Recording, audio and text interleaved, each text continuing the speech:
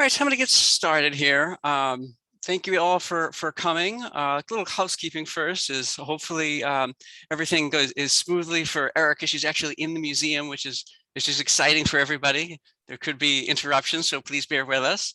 A couple of housekeeping things is this is being recorded, so I will send out the link to probably the YouTube channel if you want to share this with everyone, because I'm sure it's going to be a great program. Use the chat to tell us where you're from, and Erica's going to have some interactive parts of the presentation where you can chime in. If you have any questions, please use the Q&A. And I believe that's all the housekeeping. So what I will do here is I actually stole this description from the Phillips website. So if it sounds familiar, that's why. And so thank you all for coming for the lunchtime lecture, Jacob Lawrence Struggle Series. In 1949, 7 years after a meteoric rise to the national attention with his epic migration series, the leading African-American painter, Jacob Lawrence, began research at the New York Public Library for a new series. At the launch of the modern civil rights movement, Lawrence sought to visualize a more integrated American history through word and image. And so with that, I'm going to turn it over to Erica Harper, the head of the PK-12 initiatives over at the Phillips. Thank you, Brad. And hopefully everyone can hear me well. As Brad mentioned, I am coming to you live in the galleries in the Phillips Collection because I wanted some nice background that is actually in the struggle series. So we'll talk more about the sculpture behind me in a second. Before I jump right in, I would like to acknowledge that the Phillips Collection is situated upon the ancestral and unceded lands of the Piscataway people, and we would like to pay respect to their elders, both past and present. This acknowledgement reminds us of the significance of place, the continued existence of Indigenous and other people, and the museum's commitment to building respectful relationships with those who call these lands home today. So we are so happy to have you. I'm going to share my screen. And please get ready on the chat because I have a little interactive thing that's going to happen right at the beginning. Just 1 second.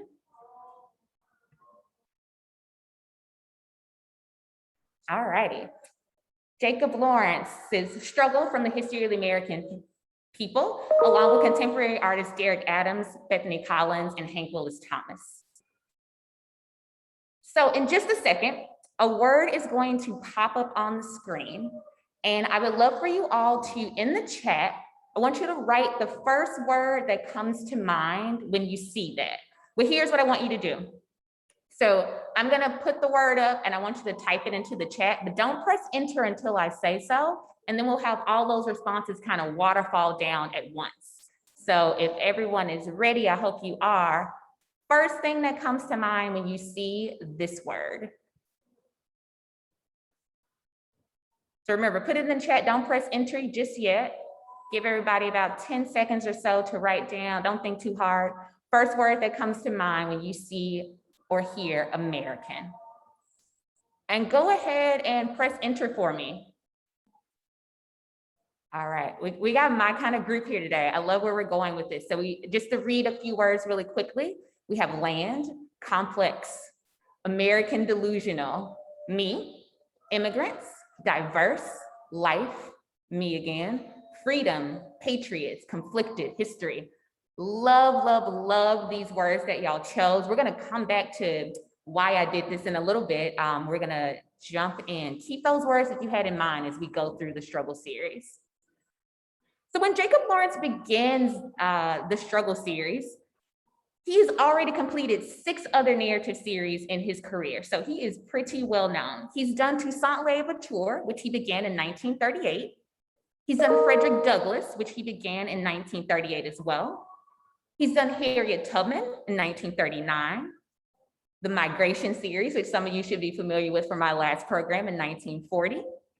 He does a series on abolitionist John Brown in 1941. And in 1946, he does the War series.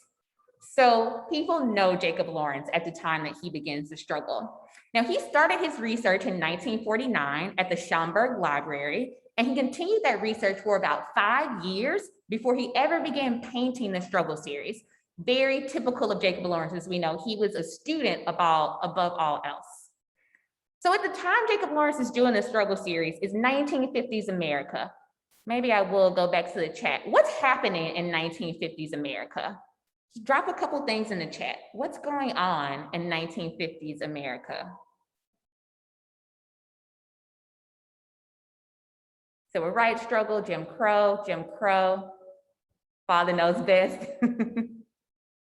Absolutely, right? So we're also in the midst of the Cold War. So we got McCarthyism, the Red Scare is happening. And then, as many of you have pointed out, absolutely, beginning of the civil rights struggle. So 54, we have school desegregation, so Brown versus the Board of Education.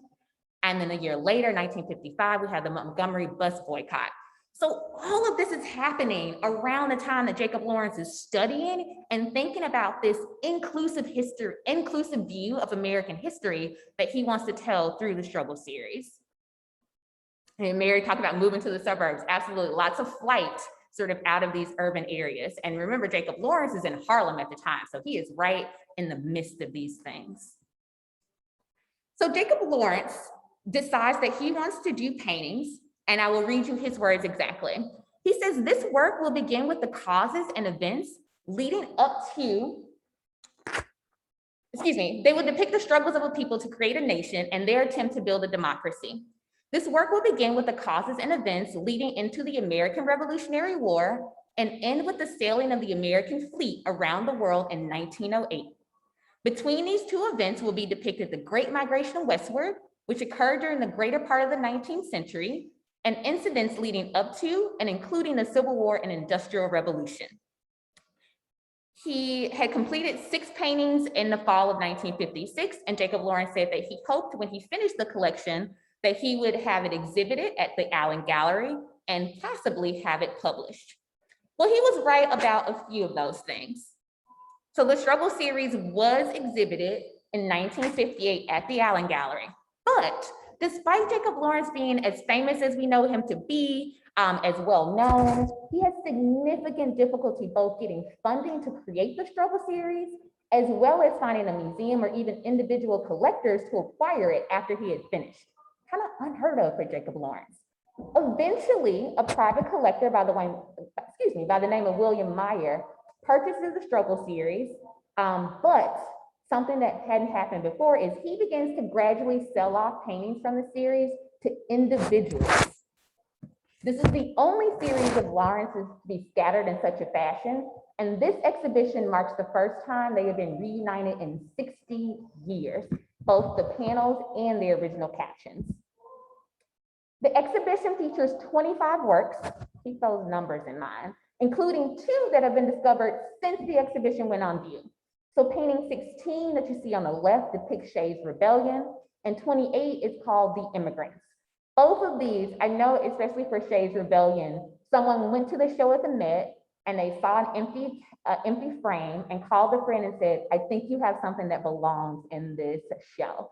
And lo and behold, they did indeed. So remember, when those works got sold off to individuals, people didn't even really realize what they had. And so the one on the right had actually been hanging on the hallway in someone's home on the way to their kitchen for about 20 years.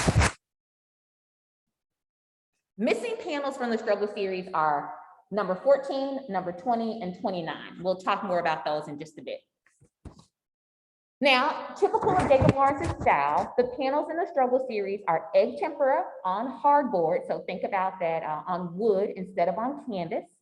And they are marker of his style. Struggle series is much more cubist in nature than our migration series. And the compositions are dramatic. They are full, richly colored in these earth tones, sort of interrupted by these marks of bold color, as you see here with these blues and yellows. One of my favorite quotes is by Carl Sagan, who says, we're all made of star stuff. And the deeper I got into the struggle series, I wonder what Jacob Lawrence would say. And I think that he would say that we're all made of earth stuff.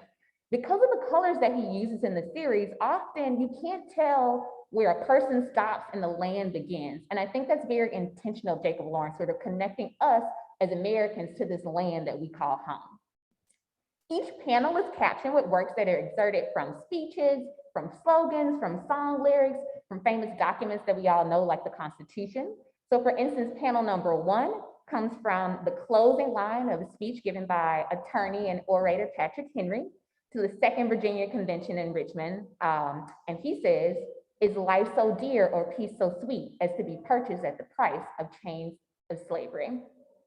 And then panel 3, it comes from a song of 1773, the first verse of a protest song by the Sons of Liberty, which was a secret organization fighting British taxation.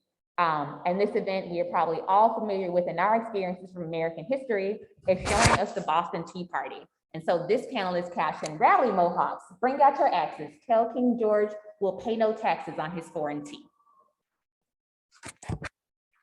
Almost every panel in the struggle series has blood spilling or trickling from either the human forms or streaking the surface in some way. Now, I at least think it's very obvious what Jacob Lawrence is trying to tell us there, right? And it's sort of that idea that American liberty has never been won without struggle and often without bloodshed. Events that he depicts in the struggle series include the Boston Tea Party, the ride of Paul Revere, signing of the Declaration of Independence, Washington crossing the Delaware, but he doesn't paint these events necessarily in chronological order, instead choosing events that stood out to him as indicative of moments of struggle in American history. Now, Jacob Lawrence's goal changed from his initial purpose when he began the struggle series. He wanted to begin by telling a history of the Negro people of the United States, and then that changed along the way. So again, we're going to hear a little bit from Jacob Lawrence. "It was about 5 years ago that I first conceived the idea of doing a series of paintings relating to the history of the Negro people of the United States. As this idea began to develop and take form, and as I read more of the history of the United States, I gradually began to accept not only the struggles and contributions of the Negro people, but also to appreciate the rich and exciting history of American and of all peoples who immigrated to the New World and contributed to the creation of the United States. I therefore begin to visualize this series as a symbol showing man's constant search for the perfect society in which to live. So it seems that this project has ceased to be the story of the Negro people in America and become the story of the American people. I therefore hope these paintings, when completed, will serve in some way, some small way, to further enlighten those who come in contact with them of the struggles, contributions, and ingenuity of the American people." 1954. And okay, let's get back on the chat really quickly. I have one more sort of interactive piece for us. And one thing I've been most struck with in viewing and talking about the struggle series is the words and captions that Jacob Lawrence has to go along with these panels and the moments in which he pull out of these. And so I'm gonna put up some text on the screen, and I would love for someone in the chat to tell me where on earth did he pull these words. And it says, "We mutually pledge to each other our lives, our fortunes, and our sacred honor." And I have a little clue if people are stumped, but does anyone have any idea where those words came from?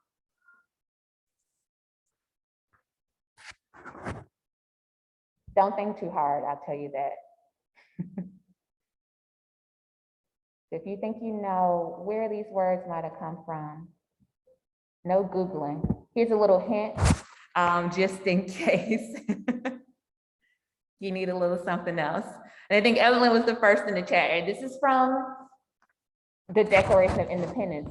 And William, the funny part is this actually comes from the end of the Declaration and not the beginning. And so again, why Jacob Lawrence chose these particular words. And I think it is sort of a challenge that he's presenting to us. Sort of this idea of American liberty and American freedom, one, is never gained without struggle, but two, requires collective action. We have mutually pledged to each other by forming this new country that we will help each other not only get along, but help each other through this struggle. In the Catalog for Struggle series, Stephen Locke talks about this idea of struggle. And I want you all to hear these words. Stephen Locke says, "What if struggle is not something to overcome or something to survive? What if the state of things is struggle? What if struggle is how we are to be in the world? Struggle is a place, a location, a setting. Struggle as a happening, a condition. Struggle as a state of being, unending, unresolvable, continuing, and constant. And I have been sitting with those words so much since this exhibition has been on view. But if we just flip this idea of struggle as not necessarily a good or bad thing, but just as a state of being, then we're able to look at our history and our struggles in a different way, and also challenge ourselves to do better and be better for each other, not just for ourselves as individuals. So we're going to, and don't be mad at me, because I'm going to have to go a little quickly through this just so we can have time for our Q&A. We're going to walk through the struggle series, and it's going to be a little quick, but I want to make sure you all have a chance to see all of these panels. So, panel number 1, is life so dear or peace so sweet as to be purchased at the price of the chains of slavery?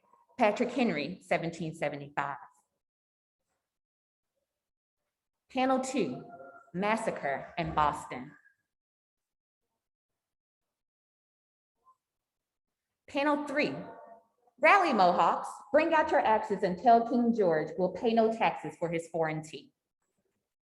A song of 1773. Panel 4, I alarmed almost every house till I got to Lexington. Paul Revere. Panel 5, we have no property, we have no wives, no children, we have no city, no country.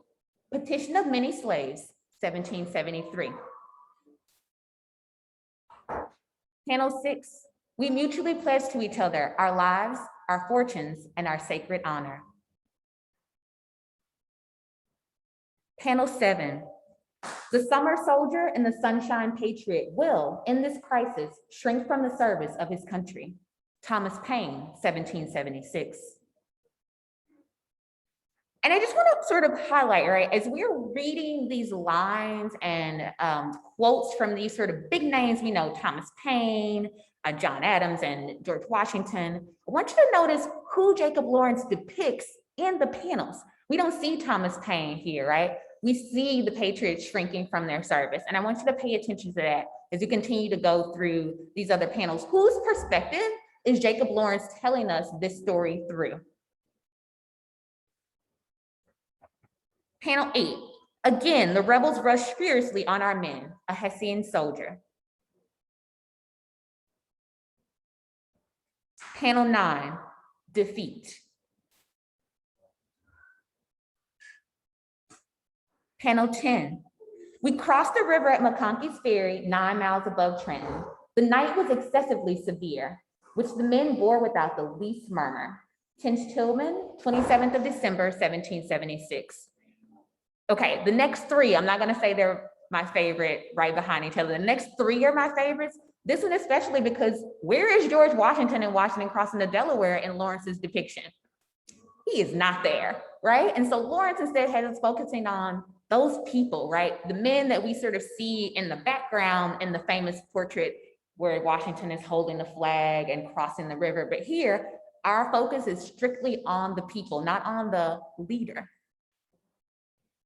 Panel 11, I'm not gonna read it out, but it is an informer's coded message. And again, as we think about perspective, Jacob Lawrence has zoomed in on here. I can almost hear the whispering just in the way that he's depicted this panel. Panel 12, and a woman mans a cannon. Can you find the woman? And this panel is about the story of Margaret Corbin, who really did man the cannon. If you look to the bottom of the panel, you see that big arm kind of laid, see the hand? That is her husband's body. He was killed in battle and she stepped over his body and took up the cannon and continued to fight. By the end of the war, she did receive a soldier's pension for her service. And she's just on the left. If you look for her curly hair there, you'll see her with her revolver on her hip. But I also just love the wording, and a woman mans a cannon. Panel 13, sorry, victory and defeat. Again, perspective, Jacob Lawrence is zooming in on these hands and this exchange that's happening.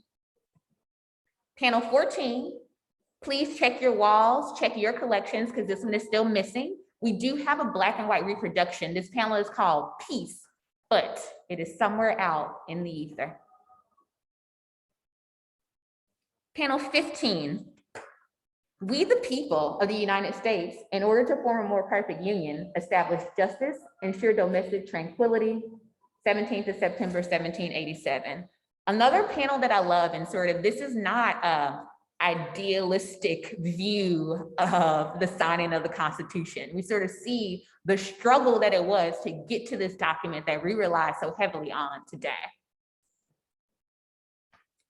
Panel 16, there are combustibles in every state which a spark might set fire to. Washington, 26th of December, 1786. So again, Shays' Rebellion, which was missing and has been found. Panel 17, I shall hazard much and can possibly gain nothing by the issue of the interview. Hamilton before his duel with Burr, 1804.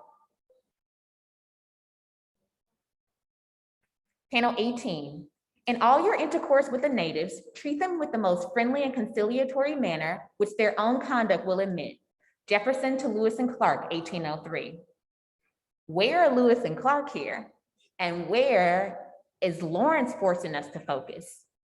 Look at that frazzled braid of Sacagaweas. Perhaps Lawrence is giving us a hint about the relationships that are to come between Lewis and Clark, who are on the left, and the natives who are on the right with her in the middle. Panel 19, thousands of American citizens have been torn from their country and from everything dear to them. They have been dragged on board ships of war of a foreign nation. Madison, 1st of June, 1812. Panel 20. All we know of panel 20 is the title, and it is spindles. It is missing, and we do not have a reproduction, and so this is the biggest mystery, perhaps, in the struggle series. Panel 21, listen, Father, the Americans have not yet defeated us by land, neither are we sure they have done so by water. We therefore wish to remain here and fight our enemy. Tecumseh to the British, Tippecanoe, 1811. 22, trappers. 23, if we fail, let us fail like men and expire together in one common struggle. Henry Clay, 1813. 24, of the Senate House, the President's Palace, the barracks, the dockyard, nothing could be seen except the heaps of smoke and ruins. A British officer at Washington, 1814. Panel 25, I cannot speak sufficiently in praise of the firmness and deliberation with which my whole line received their approach. Andrew Jackson, New Orleans, 1815. Panel 26, peace. 27, for freedom we want and freedom will have, for we have served this cruel land long enough. A Georgia slave, 1810. 28, immigrants admitted from all countries, 1820 to 1840, 115,773. 29, a cent and a half a mile and a half an hour. Slogan of the Erie Canal builders. And panel 30, old America seems to be breaking up and moving westward. An English immigrant, 1817. So I'm gonna let you hear from the contemporary artists themselves as they talk about the work. We have 3 short videos, but before I do, I wanted to point out one other thing. So when Jacob Lawrence initially conceives the struggle series, he conceives it as a 60 panel series, similar to the migration series. When he completes about half of that, his agent starts to sort of shop the struggle series and no one wants to buy it. And so he asks Jacob, because I know him personally, he asked Jacob to hold off on making the remaining 30 panels, and he did. And by the time they were able to find the buyer and all of that, Jacob Lawrence said he felt like the moment had passed, and so he never completed the rest of the struggle series. Remember, we haven't even gotten to, this is the beginning of westward expansion. We still have Industrial Revolution, the Civil War, so many huge events, and I just lament that this series actually stops at 30 and we didn't get the full 60, because I can only imagine what other moments Jacob Lawrence might have pulled out to highlight. And maybe we can talk about that in a minute in the Q&A. So I'm gonna play these videos. We do know there might be just a little bit of lag between the video itself and the sound. We're gonna let them play because I want you all to hear from them. So first up is Hank Willis Thomas, and that is the room and sculpture I'm in front of right now. Hi, my name is Hank Willis Thomas. I'm an artist from New York City. My medium is breathing and attempting to connect with others by any means necessary. And that has taken the form of person-to-person interaction, to sculpture, to video, to photography. So I have two works in the American Struggle exhibition. One is a retroreflective print called My Father Died for This Country Too, and I Am an American Also, composed of images of the St. Augustine movement in, I believe it was 1964 or 65, where a group of young people went to integrate the beaches in St. Augustine, Florida, and were faced with brutality. And when you look at the work, to the naked eye, you see one small portion of it, which is this large group of state troopers protecting, I guess, the integrators. And then when you take a flash photograph, you see kind of the melee that happened afterwards. Another piece I have in the American Struggle exhibition is Rich Black Specimen number 460. That is a rendering of a portion of a runaway slave ad from the 19th century. And it, in my opinion, echoes some of the ways in which Lawrence represented people. And also there's an emotiveness, even though it's metal and based off of a woodblock, that translates to it because of this eerie thing that happened when I scanned the ad into a computer, which was there were these colors that showed up and gave it somewhat of an aura.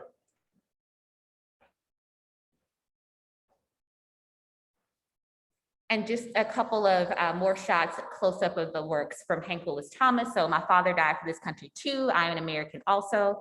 The cool thing about this, that sort of retroreflective that Hank described, is like what you see on a stop sign. And so when you take a flash photograph, you sort of get that bright color and you see a bit more of the image that's underneath the paint on top. It's awesome. We have it in a really dark room here, so you need flashlights to go in to see it. And this is the other one, St. Augustine event. And then the room that I'm in right now with Rich Black Specimen number 460. Next up, we're going to hear from Bethany Collins. And if you've been hearing music or sort of like a humming as I've been talking, that's what you've been hearing. So you'll hear from her about what that is. So I'm Bethany Collins. I'm originally from Montgomery, Alabama, but I'm based in Chicago now for the past 3 years. All of my work is language-based, text-based work, mostly works on paper, so I think of it primarily as drawing. So in the heart of my chapel space is America Hymnal. It's a hymnal that's made up of 100 versions of My Country 'Tis of Thee, which was written from the 18th to the 20th centuries. So the version that we all know and most of us sang in school was written in 1831 and first performed in Boston by a children's choir. But the song, or at least the melody, predates that version all the way back into being the national anthem of Great Britain. So it's God Save the Queen is where it begins. And then the song gets rewritten at least 100 times for various different political causes: temperance, prohibitionist, suffragettes, abolitionist, and even the Confederacy. So it's 100 dissenting versions of what it means to be American bound together. And then throughout the space is a singing of America hymnal with 6 different voices singing all 100 versions of My Country 'Tis of Thee.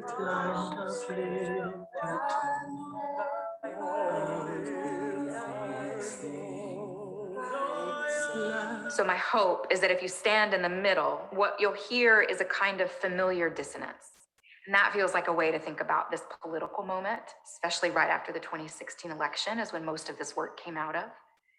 That this moment feels both familiar and like home, and simultaneously estranging.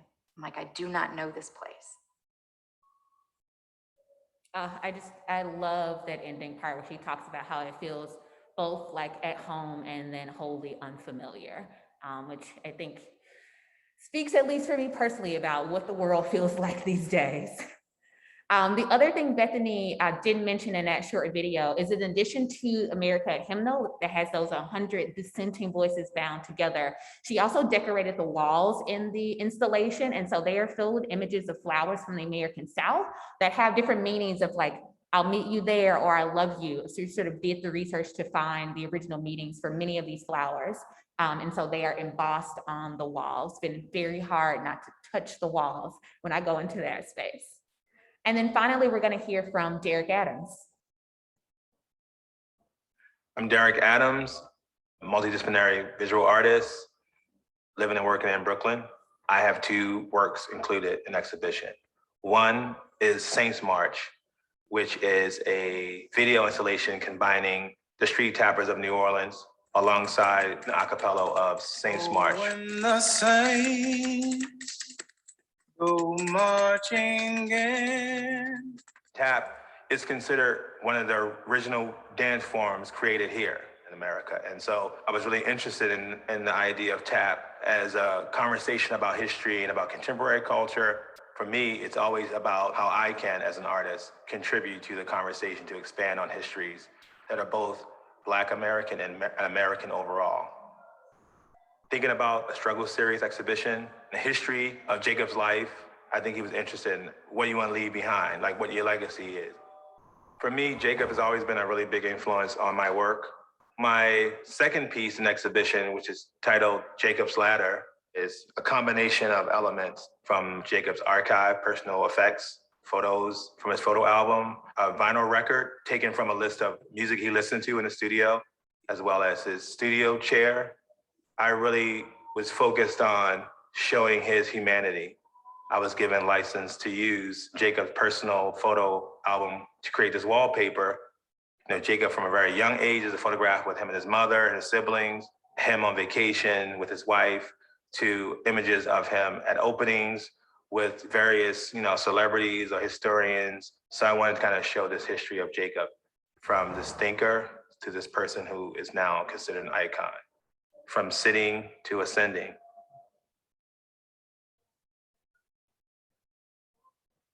And just also wanted to show you some more images of Derek Adams's installation. Funny enough, so these particular ones aren't from the Phillips Collection's installation. You can't see that one in the room behind me. But I sort of snuck upstairs when maybe I wasn't supposed to when they were still installing, and I saw the buckets on the floor and I thought, oh, those must be placeholders for some nice seats or something they're gonna put in. And then when I realized what the installation was about and the hints to New Orleans and the quarter and Bourbon Street, those buckets made obvious sense. If anyone is local on the line, you may have seen or heard these buckets being drummed on in Chinatown and DC. And so I love that extra touch of authenticity in that Derek Adams installation. And then if I had to choose a favorite, Jacob's Ladder is, this room feels spiritual in the museum, just with all of Jacob Lawrence's photographs and ephemera. It is, and then Derek Adams's beautiful portrait in his signature abstract style. I think it's just sort of such a beautiful touch and nod to Jacob Lawrence. And so I wanted to end with just some words from Derek Adams about Jacob Lawrence and his installation, Jacob's Ladder, which does come from the Bible story of Jacob's Ladder. And he says, Jacob saw in a dream a magnificent ladder reaching up to heaven with angels traveling up and down the ladder, making their way to earth and back to heaven. Genesis chapter 28, verse 12. And Adam says, this represents to me the continuous progression of Lawrence's life journey and the most magnificent manner in which he expressed his ideas and his vision. And so with that, I'm going to end and we can open up the Q&A for any questions that you all have or anything else.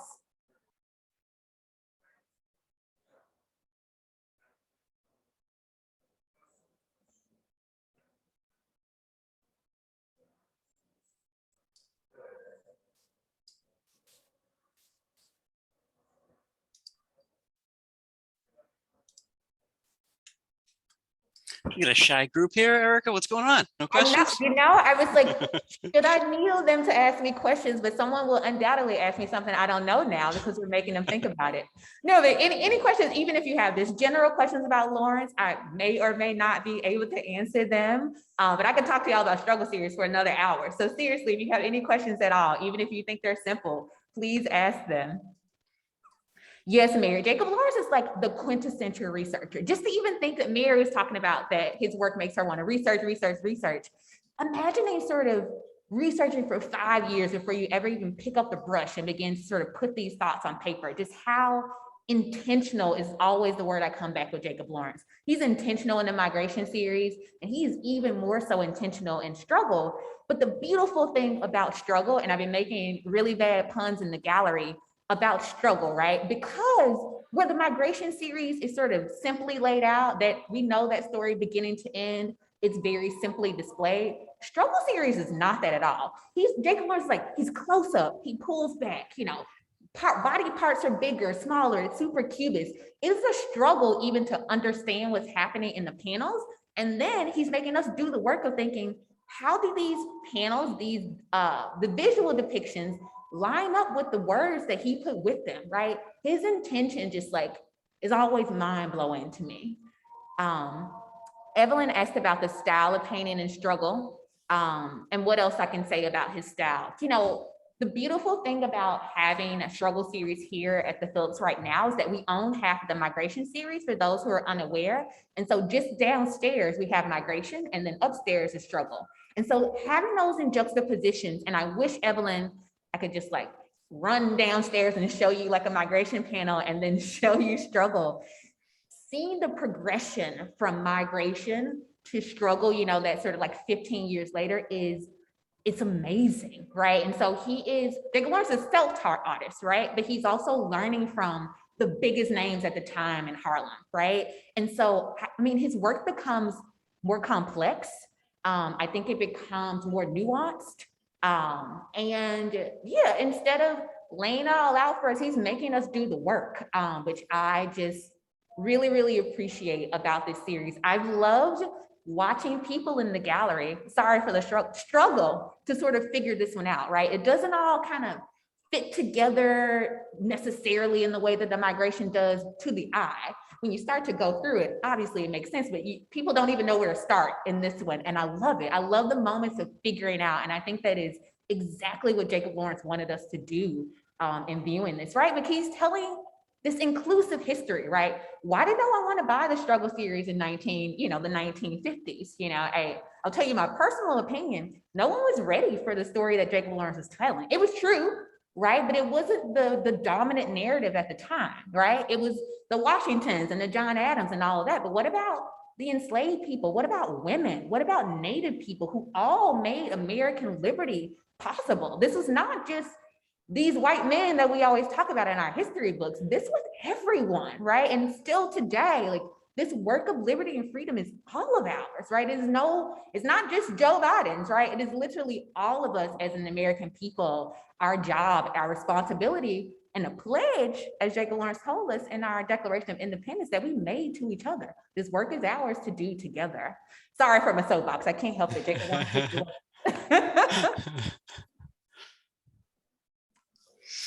Yes, definitely. Gwendolyn doesn't get her due at all.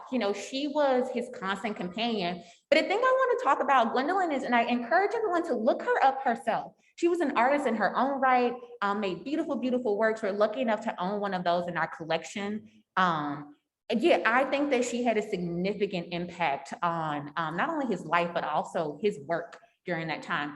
I don't know if she was as involved in this sort of making of the struggle series as she was in migration. She was heavily involved in migration. I think a little less so in struggle, but I think her influence is definitely still there. Mary, I agree. I love that, Mary. Mary says art is 50-50, and Jacobs did a powerful 50. I agree. And I love that he left the rest for us to figure it out on your own, right? And sort of struggle with these ideas and think about it. William, I'm so glad you got a chance to come and see it in person.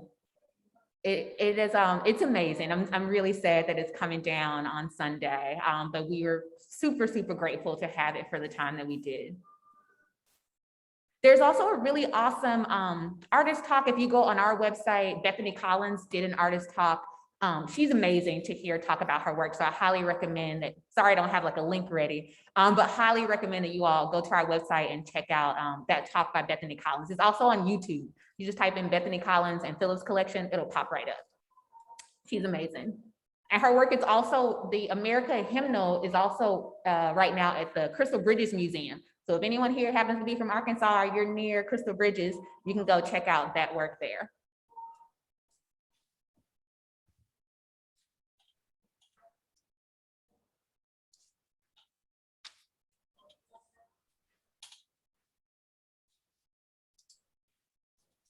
If you guys are still hanging around, if anyone wants to, what else do you think Jacob Lawrence might have included in the struggle series? So we stopped at westward expansion in like, early mid 1800s.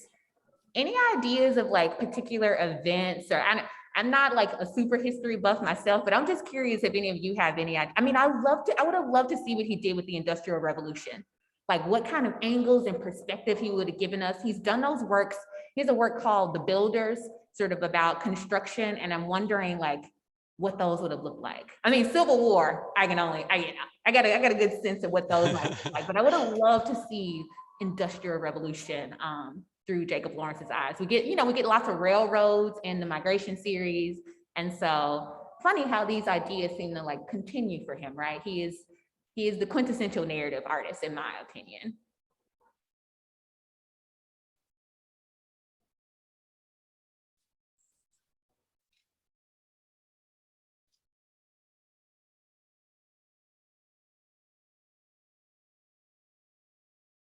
Speak now, forever hold your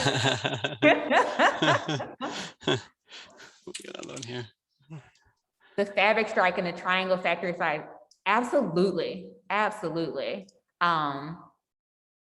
Those textiles and things were super important to Jacob Lawrence growing up and sort of in his learning about art.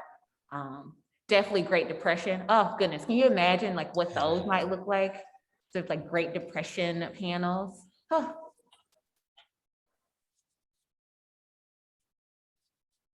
Definitely Red Summer, 1919. Absolutely.